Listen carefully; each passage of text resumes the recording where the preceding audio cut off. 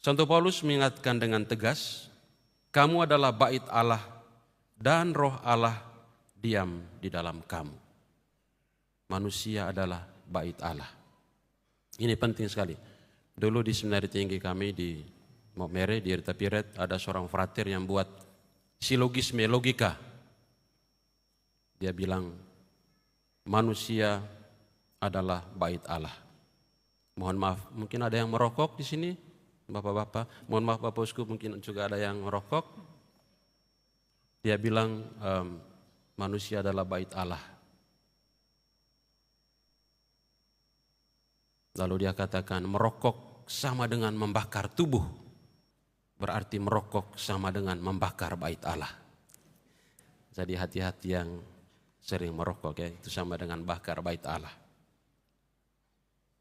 Hal ini artinya bahwa gereja adalah kudus bukan karena bangunan yang mewah, tetapi karena umat yang menjadi tempat berdiamnya Roh Kudus, karena umat hadir di dalamnya, karena umat datang merayakan Ekaristi dengan penuh sukacita.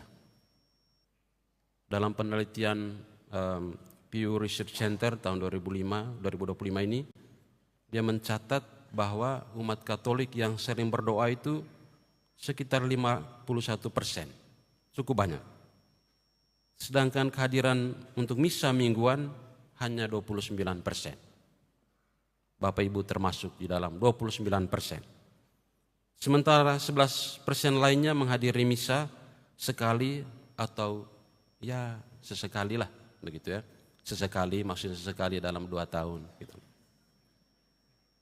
Dan 27% sama sekali tidak hadir. Mereka hadir hanya dalam ingatan. Begitu.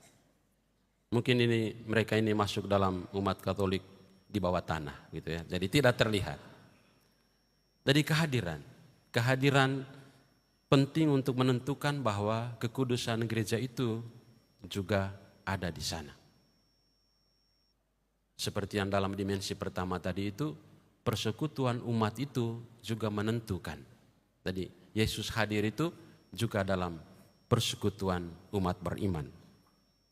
Gereja menjadi kudus bila setiap anggotanya hidup dalam pertobatan dan kasih.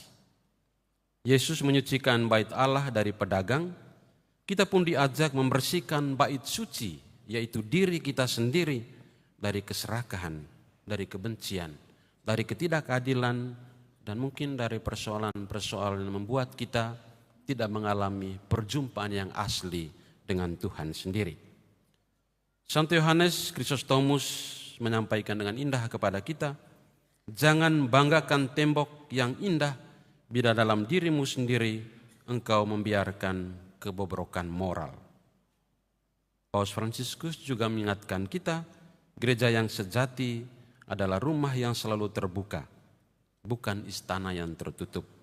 Rumah penyembuhan, bukan tempat pengadilan atau penghukuman. Kekudusan sejati selalu terbuka dan menyembuhkan.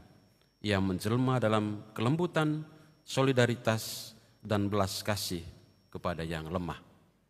Inilah 3 dimensi penting yang perlu kita renungkan, makna gereja yang sesungguhnya, di mana Tuhan hadir karena Dia berada atas dasar kasih, dan kita pun dipanggil untuk merawat kekudusan hidup kita, tiap-tiap pribadi, juga terutama kekudusan tiap-tiap keluarga, kekudusan komunitas, kekudusan gereja kita.